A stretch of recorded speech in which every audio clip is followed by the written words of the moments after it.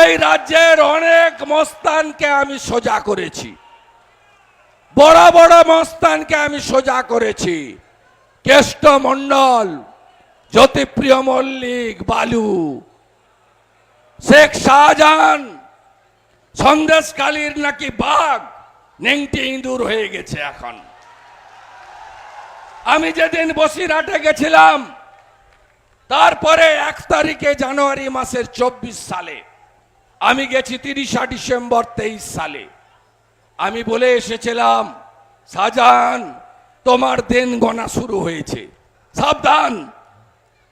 ও আমাকে বলেলো মাইকে, বলছে এই কাঁথির ছোকরা সিকিউরিটি ছাড়া আয়, তোকে প্যাকেট করে মেদিনীপুর পাঠিয়ে দিব।